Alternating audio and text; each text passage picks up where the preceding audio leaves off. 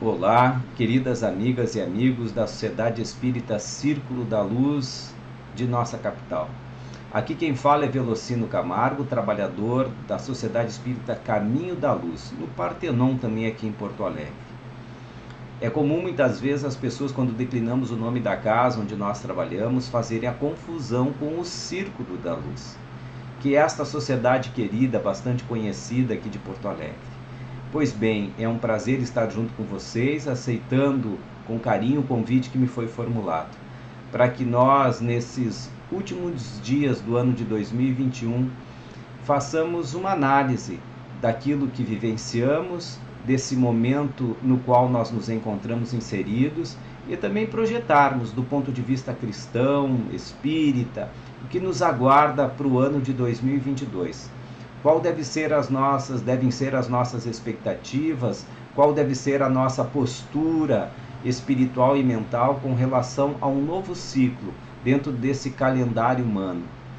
Pois bem, nestes últimos instantes desse ano, se a gente olhando para trás pelo retrovisor, como a gente diz, olhando aquilo que nós passamos pelo ano de 2021 e que temos vindo passando desde aproximadamente março de 2020, em que nós, de uma certa forma, tivemos que fechar as nossas casas espíritas, as nossas sociedades, por conta desta pandemia do Covid-19. E se nós pudéssemos, talvez aqui elencar o ensinamento mais profundo desse período, eu arriscaria em dizer que esse ensinamento ele se volta na direção de nós entendermos mais a vontade de Deus e silenciar a nossa vontade, o nosso desejo. Porque certamente o nosso desejo, em primeiro lugar, é daquele que a vida volte a como era antes, volte à normalidade, como nós dizemos.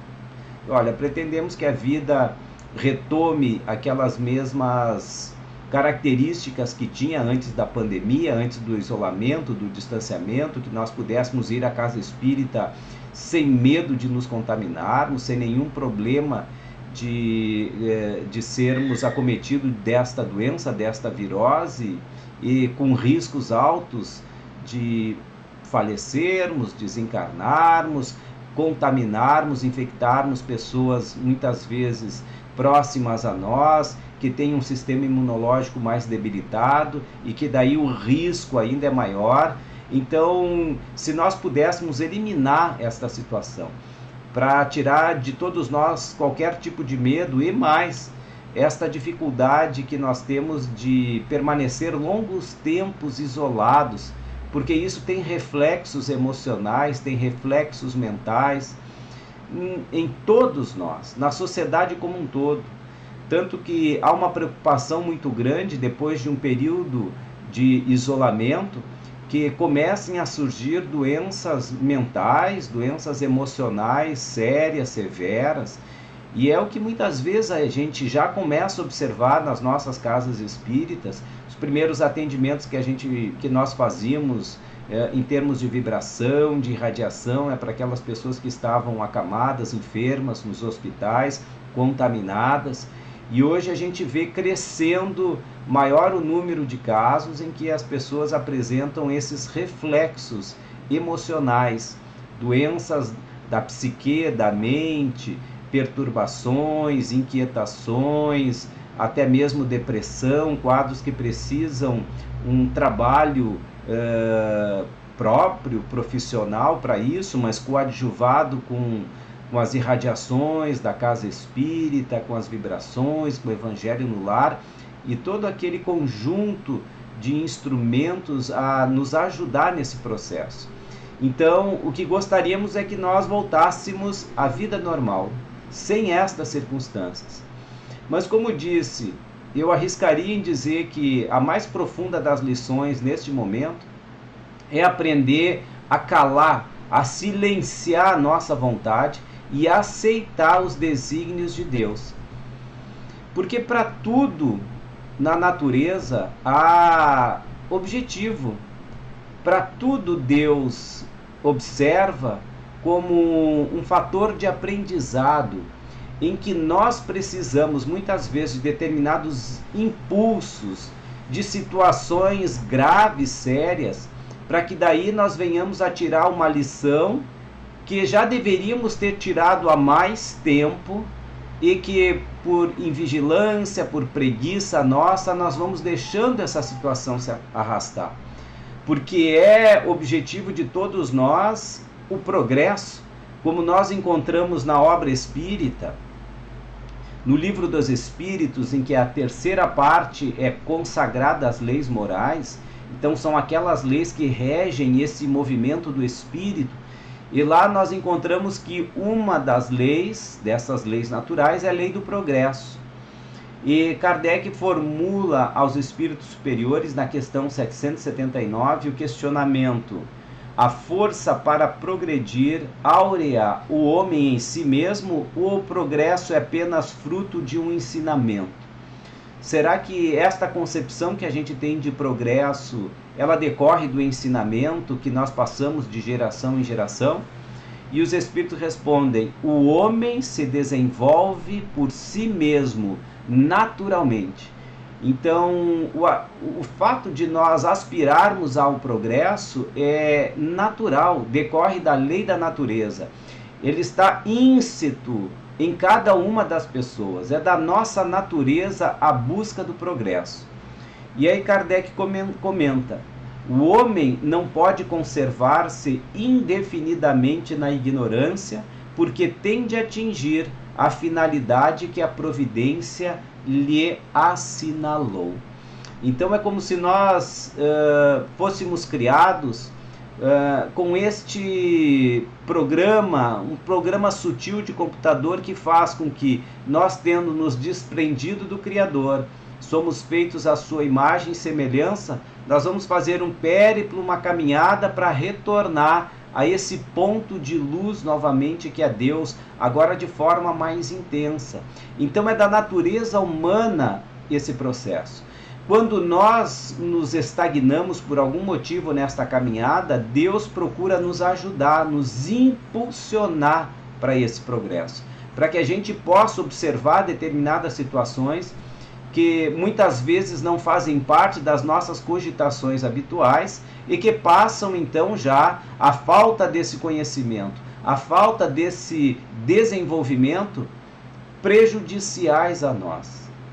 E uma das situações, e que vem a dizer respeito ao aprendizado desse período, e como eu arriscava em dizer a vocês que para mim, o mais significativo desses aprendizados é entender a vontade de Deus e silenciar a nossa vontade, os nossos desejos. Porque assim fazendo, nós vamos desenvolvendo este princípio de compreensão de que a natureza, ela exerce um fator amoroso e preponderante sobre todos nós nesta caminhada na direção dos propósitos do Pai para todos nós. Então nós temos que aprender a entender esse processo, a deixarmos-nos levar por estas circunstâncias. Viktor Frankl foi um psiquiatra e que ele sofreu as barbaridades do exército nazista na Segunda Guerra Mundial. Ele ficou em Auschwitz, no centro daquele centro de contenção e morte de milhares e milhares de seres, de judeus, e ele conseguiu sobreviver aos horrores do Holocausto. E ele então percebeu que quando nós temos um objetivo muito claro na vida, a gente não perde nunca o estímulo de lutar por ela. E ele dizia o seguinte: quando surgem determinadas situações na vida da gente em que nós não conseguimos superá-las, em que não podemos modificá-las, tem determinadas situações nas quais nós temos um certo poder de modificar, de ingerência. Agora, outras, nós não temos possibilidade alguma de modificar. Então, Viktor Frankl dizia o seguinte: quando nós não podemos modificar as circunstâncias da vida, a vida então está nos dizendo que nós é que temos que nos modificar em relação a ela. Ou seja, porque aquela situação está gerando um sofrimento em nós, E a forma então de nós mudarmos esse processo é mudando-nos em relação àquela situação. A vida está pedindo que nós mudemos, porque a natureza não vai mudar. A vida não vai se alterar por um simples desejo nosso que ela se altere. Então, nesses períodos e também ainda nesse ano, nós estamos nesta toada, entendendo o recado de Deus, procurando entender a mensagem divina, para que nós então, diante daquilo em que nós não podemos mudar, nós mudarmos em relação a estas circunstâncias. É aquilo que nós chamamos de um padrão mental de aceitação.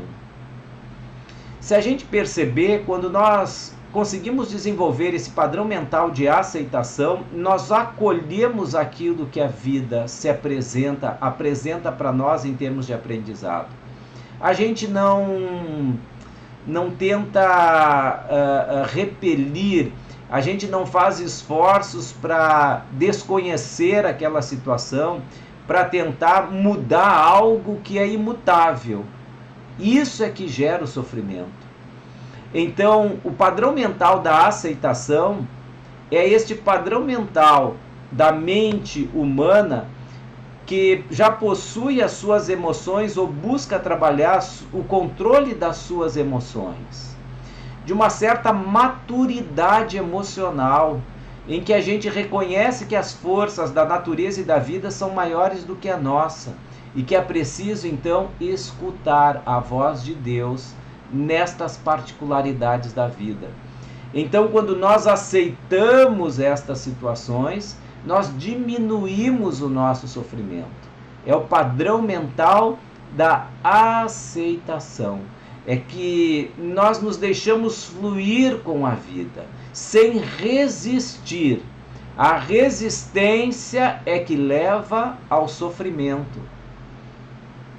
Por quê? O sofrimento, então, é um processo de desequilíbrio interior, de desgaste emocional, gerado pela diferença entre aquilo que desejamos e aquilo que é real. Quando nós desejamos algo e isto tem encaixe perfeito com a vida, com o que é real, nós temos prazer, alegria, satisfação. A gente idealiza um final de semana numa viagem com a família, férias, e tudo transcorre dentro daquilo que a gente imaginou. Foram 15 dias, o tempo foi bom, choveram poucos dias, nenhum de nós teve nenhum tipo de problema, nada. Perfeito. A gente chegou no lugar em que a gente alugou, era como a gente esperava, como as fotos mostravam, não teve nenhum contratempo. Então, quando o ideal casa com o real, nós temos satisfação, bem-estar. Agora, quando nós criamos um ideal e esse ideal não é de acordo com o real, entra um processo de sofrimento. Então, a gente sai de casa, atrasa no aeroporto, fura o pneu do carro, estoura a junta do motor, a gente tem que ficar parado na estrada por alguns dias até procurar mecânico, socorro. A gente chega até aquele lugar, não era bem como a gente planejava, o lugar está sujo, cheiro de mofo, chove mais dias, a gente, meu Deus do céu, o que aconteceu? E a gente começa num processo de sofrimento. Por quê? Porque nós criamos um ideal e esse ideal é diferente do real. E aí nós nos atormentamos. E Deus vai nos ensinando a gente lidar com as nossas emoções, porque a nossa maior dificuldade é justamente ter equilíbrio sobre as emoções. Da gente entender de forma racional que o mundo é feito de desafios. O mundo não age de acordo com aquilo que a gente deseja. Ele tem a sua própria natureza, as suas próprias leis. E quando a gente aprende com a natureza, nós ganhamos. Então, o padrão mental adequado para esses momentos e que dizem respeito ao ensinamento que Deus coloca a todos nós, é para que nós venhamos a desenvolver essa maturidade emocional, aceitando as coisas que estão acontecendo e podendo então vivenciar aquilo que está próximo de nós, potencializando o nosso aprendizado naquilo que é possível, dentro daquele espaço, daquele momento, das circunstâncias. E a gente percebe então que isto, pelo menos do ponto de vista da nossa vida, é uma realidade, esse sofrimento, quando o real é diferente do ideal. Então, se o nosso ideal está diferente do real, não adianta nós brigarmos com o real, porque o que é real não vai mudar. O que tem que mudar é o nosso ideal. A gente tem que desfazer aquela ilusão do ideal. É o que dizia Viktor Frankl: quando a gente não pode mudar a vida nos ensina a mudar. Então imagine vocês uma mãe que tem um desejo de que a melhor das esposas, a melhor das mulheres venha a ser a esposa do seu filho. Então é natural que uma mãe pense assim, que queira o melhor para o seu filho. Uma esposa, companheira, dedicada, amiga, trabalhadora, compreensiva, que vai ser uma excelente mãe, ela quer a melhor das pessoas para o filho. Só que nem sempre é assim. Às vezes a necessidade de aprendizado daquele filho envolve ele mesmo se desenvolver uma maturidade emocional, de fazer as escolhas deles, de errar, de se deixar levar por uma certa ilusão. Isso faz parte do aprendizado. Agora, quando nós brigamos com o real, nós sofremos.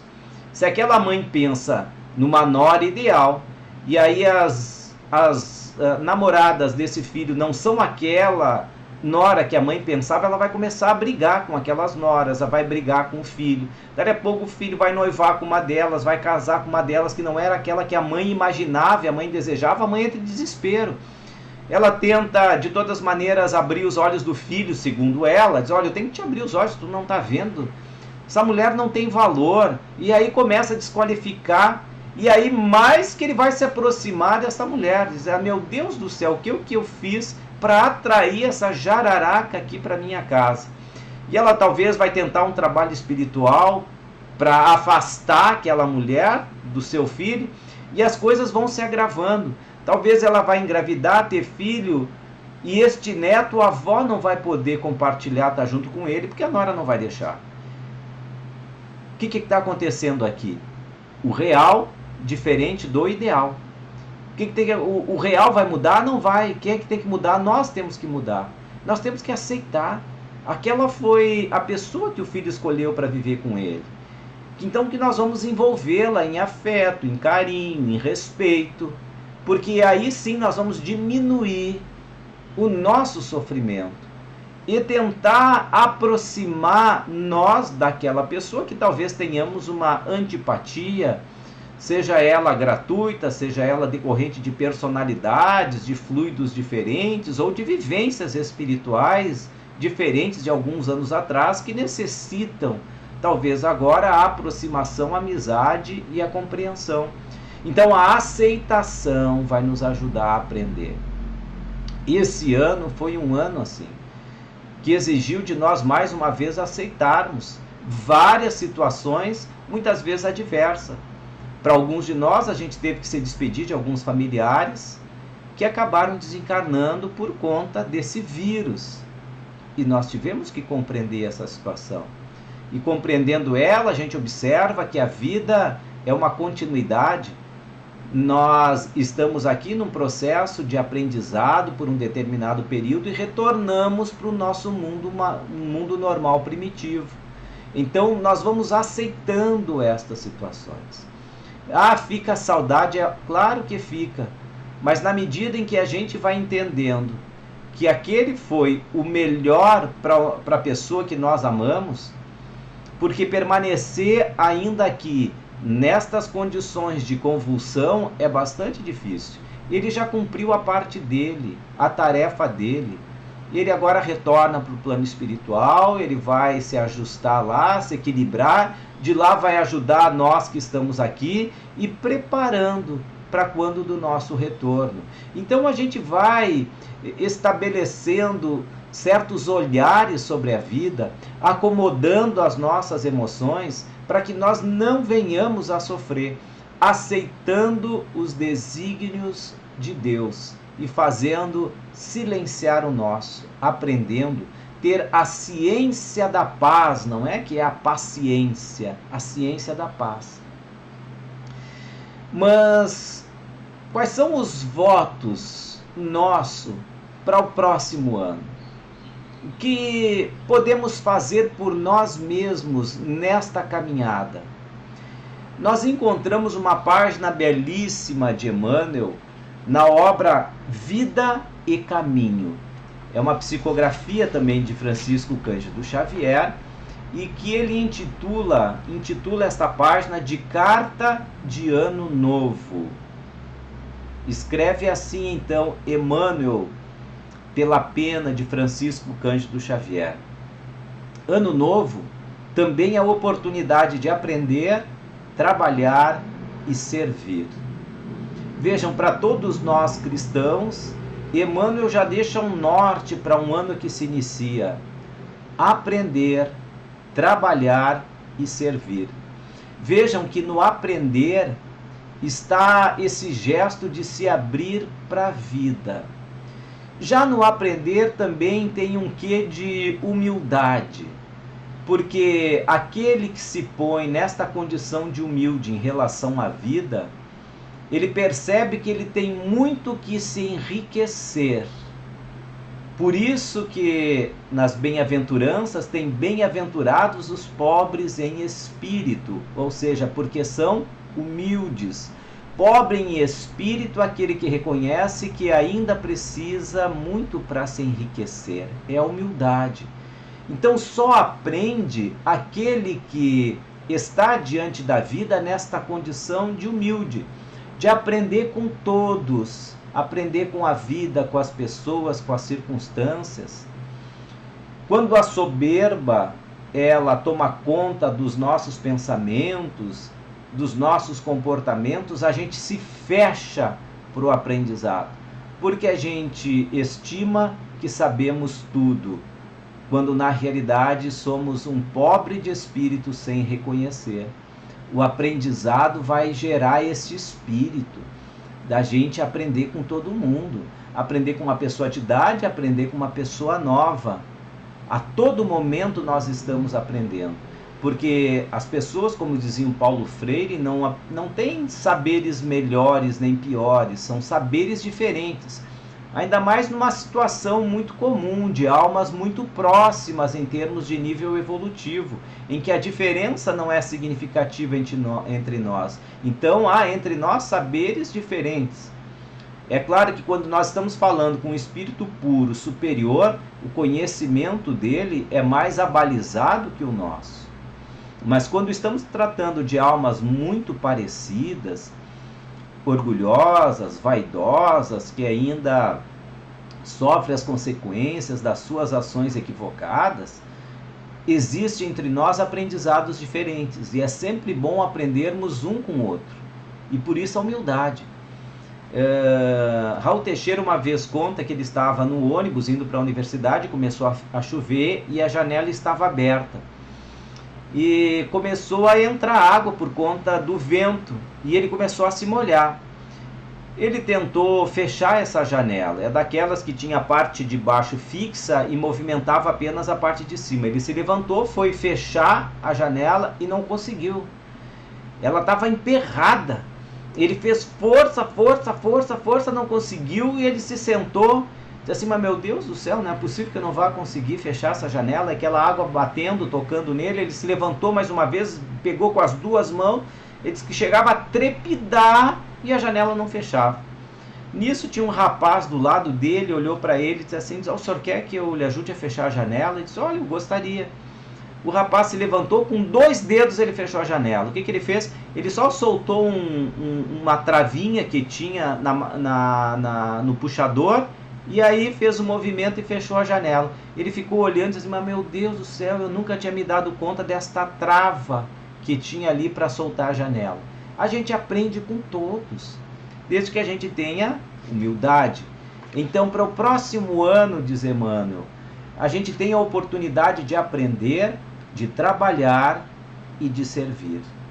E aí usa ele de uma expressão muito poética, diz assim: o tempo como paternal amigo. Ele, o tempo, como se reencarna no corpo do calendário. Olha que poético, né? O tempo é um amigo paternal, e a gente vai entender logo o seguinte, por que é este amigo paternal, como se fosse um pai.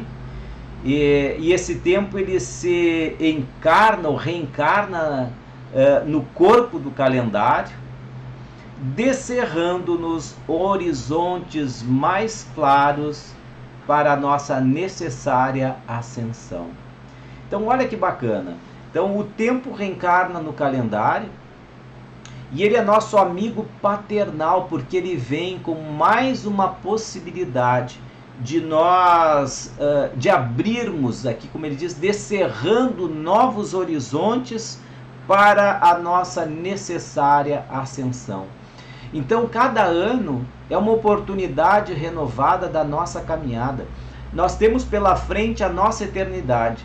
Aquilo que nós não fizemos até agora, nós temos uma oportunidade renovada de retomarmos o caminho. E que bom que a gente perceba isso enquanto nós estamos encarnados. E não deixemos esse aprendizado mais duro para quando retornarmos no mundo espiritual. Porque a gente não sabe quando será a nossa próxima oportunidade de retorno ao mundo físico. Aqui a gente tem o esquecimento do passado que favorece a nós, a nossa caminhada, porque a gente não fica preso aos nossos erros. Quando nós retornamos ao mundo espiritual, o nosso passado começa a se abrir para nós, e os sofrimentos muitas vezes daqueles que não têm a consciência tranquila daquilo que fez e podia ter feito é bastante difícil, é doloroso. Os espíritos nos relatam constantemente sobre isso. Então o importante é nós mantermos o foco aqui.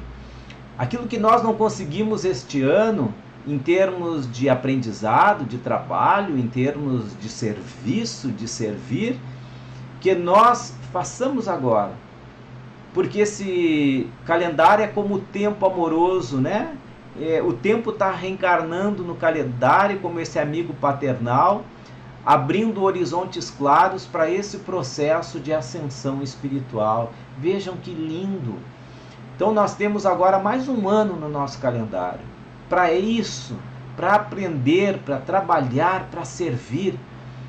E aí Emmanuel vai dando mais ou menos o norte. O que nós podemos fazer sobre esse aspecto, sobre esse prisma, com relação a esta visão de ascensão espiritual?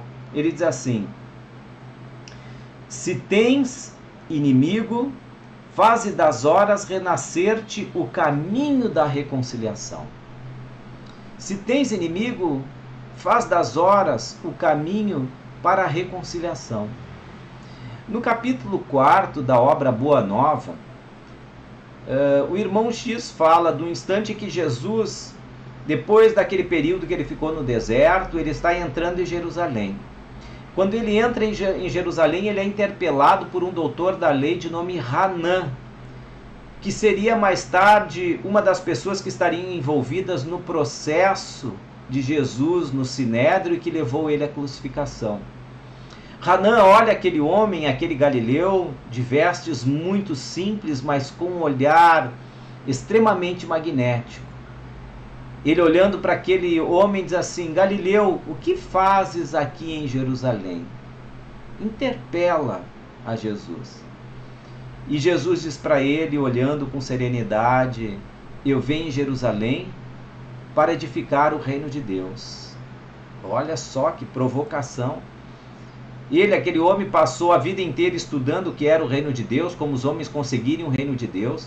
Vem aquele Galileu muito humilde, embora lhe chamasse extrema atenção, dizer que ele vinha edificar o reino de Deus.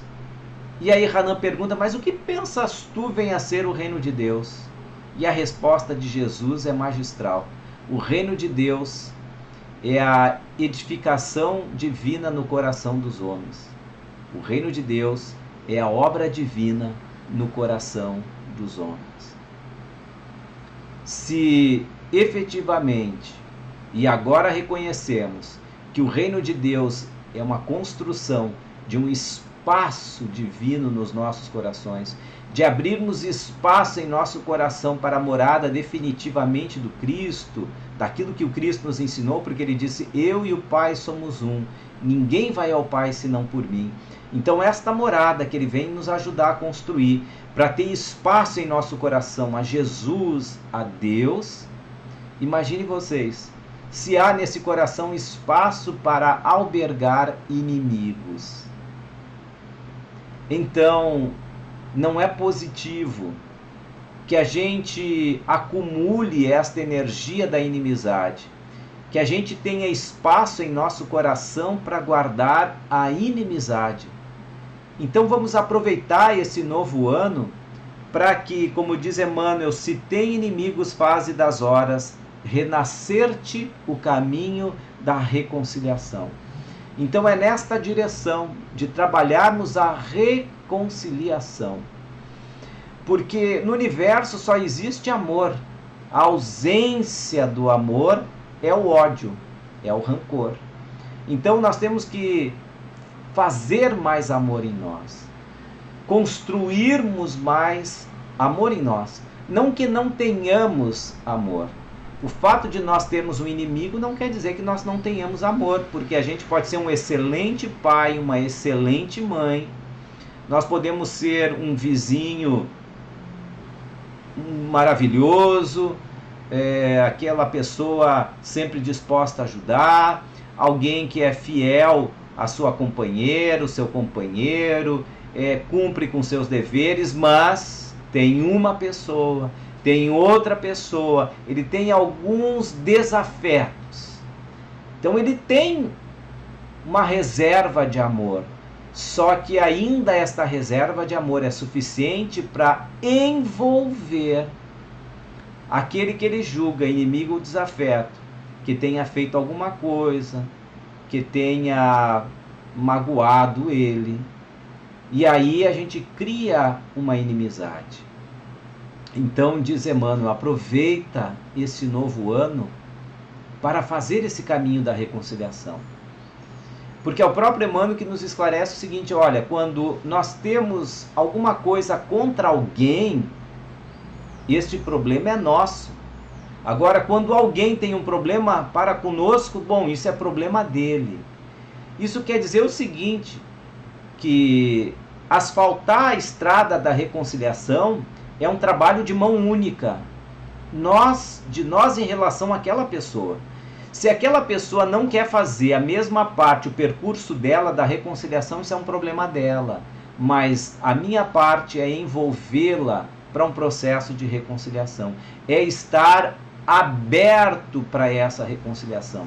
É não querer o mal dessa pessoa, como nós aprendemos no Evangelho sobre amar os vossos inimigos. E aí diz Kardec, olha, muitas vezes nós temos uma incompatibilidade de fluidos com esta pessoa que nós chamamos de inimigo, porque é o tipo de vida que ela tem, o comportamento que ela adota, que são diferentes dos nossos. Então nós temos uma incompatibilidade de fluidos. Muito bem. Ele diz, isso faz com que nós não estejamos sempre a braços com esta pessoa, que a gente vá sair com ela, não é isso. Mas amar os inimigos é tão somente não querer o mal para esta pessoa, é desejar o bem para ela. Ou seja, a gente vai tirar do nosso coração qualquer vibração negativa por conta da memória que aquela pessoa invoca a nós. Então é isso que nós temos que fazer. O comportamento daquela pessoa acaba evocando em nós, tirando de nós um sentimento ruim. É isso que nós temos que trabalhar. Se aquela pessoa vai querer efetivamente a reconciliação, isso é um problema dela, mas nós temos que fazer os nossos esforços para não guardar estas vibrações negativas em nós, muitas vezes conservada com esse vinagre da indiferença, o vinagre de desejar o pior para esta pessoa, uma vingança indireta. Vamos aproveitar esse ano novo para desfazer essas nossas inimizades. Ele diz também: se foste ofendido, perdoa, a fim de que o amor te clareie a estrada para a frente. O perdão é esse exercício que nós fazemos para remover entulhos do nosso coração. Ou seja, a gente vai carregando com o tempo entulhos, que são as mágoas de comportamento de uma pessoa, de outra pessoa. E aí o perdão é este exercício para remover de nós esses entulhos, que são guardados pelo orgulho. Toda mágoa é guardada por conta do orgulho. Se alguma pessoa fez algo contra nós, um pai que nos abandonou quando pequeno, uma mãe que era, embora fisicamente presente, era ausente emocionalmente, nunca deu carinho, nunca deu atenção, competia com a própria filha. Então isso vão gerando mágoas, ressentimentos ao longo do tempo. Então é necessário um processo de perdão para nós removermos esses entulhos.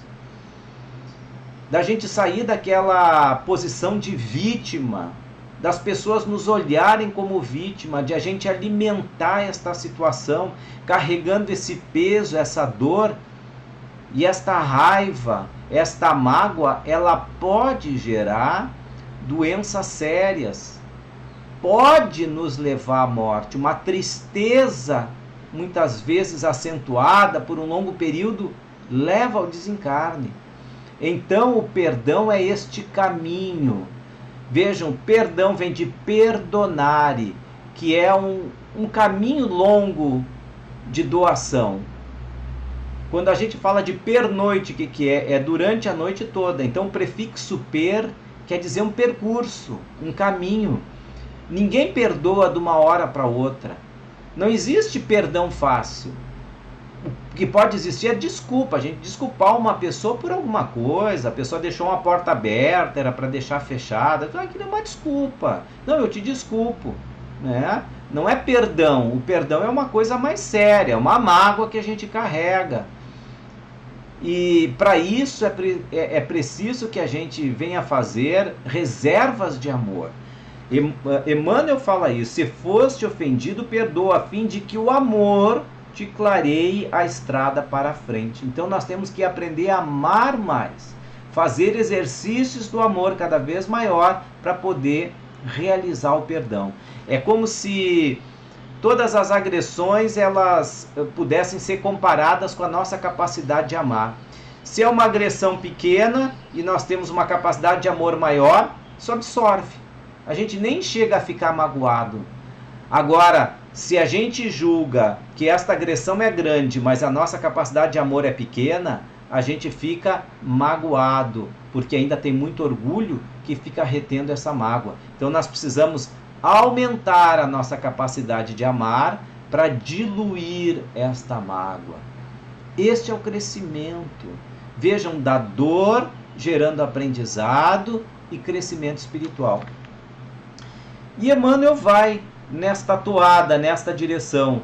Se descansaste em demasia neste ano, volve ao arado de tuas obrigações e planta o bem com destemor para a colheita do porvir. Porque a gente muitas vezes pode, como dizemos, se atirar nas cordas, não é? É um ditado: fulano se atirou nas cordas. Então a gente pode muitas vezes passar tempo só pensando em nós, no egoísmo.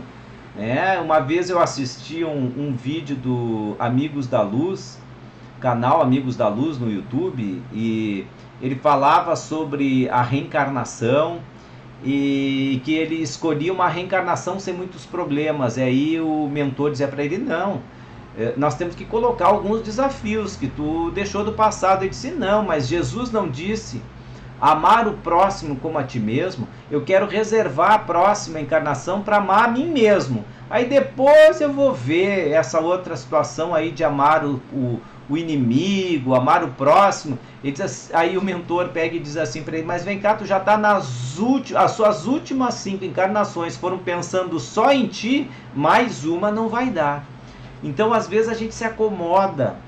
Se descansaste em demasia, volve ao arado das tuas obrigações e planta o bem.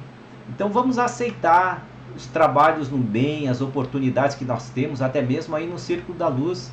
Quantas atividades, às vezes nós estamos assistindo essa palestra, a gente não sabe o grau de trabalho que tem, as poucas pessoas que se disponibilizam a ajudar na casa espírita, porque são poucas. Aquelas pessoas que efetivamente se dão o seu tempo para a casa espírita, acabam sendo poucas. A grande maioria vai apenas para pequenas tarefas e procura viver muito mais a sua vida e pouco em ajudar o outro. Então a casa espírita é uma oportunidade de nós sermos úteis aos outros. Tem tanta atividade para se fazer na casa espírita que a gente pode se colocar à disposição, que vai ao mesmo tempo tirar um pouco do excesso de trabalho de alguns dos nossos amigos da casa espírita, e nós vamos ter a oportunidade também de nos enriquecer, porque nós estamos fazendo alguma coisa de forma desinteressada, em prol daquelas pessoas que precisam da casa. Então são trabalhos, atividades em que a gente vai se voltar com esse sentimento de estarmos sempre fazendo alguma coisa de útil para a sociedade. A gente vai aprendendo na casa espírita isso também, a tal ponto que quando a gente sai de lá, onde a gente está na rua, a gente está sempre com esse sinalizador ligado, da gente não fazer nada que vá prejudicar ninguém, ou quando alguém está em desvantagem a gente poder ajudar, vendo alguém que está numa situação mais frágil a gente poder ser útil. Isso faz parte do nosso aprendizado e da construção da nossa felicidade. Então Emmanuel vai dizendo, não te maldigas nem te condenes, né? É outra situação importante, a gente não ficar se chicoteando. Bom, eu não fiz até agora, mas a partir desse ano eu vou fazer. Vou escolher metas menores, não metas muito grandes. Não te maldigues, nem te condenes. A culpa não promove mudança. Se nós tivermos a consciência de um equívoco, a coragem é que faz a gente avançar. A culpa vai nos estagnar. Então, não te maldigues nem te condenes, segue adiante. Não veja a vida que foi Paulo de Tarso, perseguindo os cristãos, enviando à morte como fez com Estevão, mas depois que ele conheceu a Jesus e a proposta do Cristo, ele muda completamente. Ele não ficou sentado chorando pelo mal que ele fez, agora ele se concentrou no bem que podia fazer. É isso.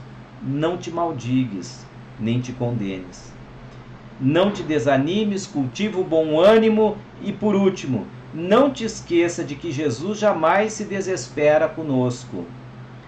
E como que oculto ao nosso lado, paciente e bondoso, repete ora a ora, ama e auxilia sempre. Então, meus amados, eu quero agradecer a oportunidade de ter estado com vocês mais uma vez, de nós termos feito aqui desta forma, online, eu procurando imaginar a reação de vocês nas suas casas com relação a cada um dos detalhes que eu apontei aqui para nossa reflexão, tirado também desta belíssima página de Emmanuel pela psicografia do saudoso Francisco Cândido Xavier. E desejar a todos um ano novo de muitas realizações espirituais, de grandes oportunidades de crescimento efetivo da alma, que nós possamos estar abertos para aprender, trabalhar e servir. Muito obrigado, um abraço afetuoso e fraterno a todos vocês.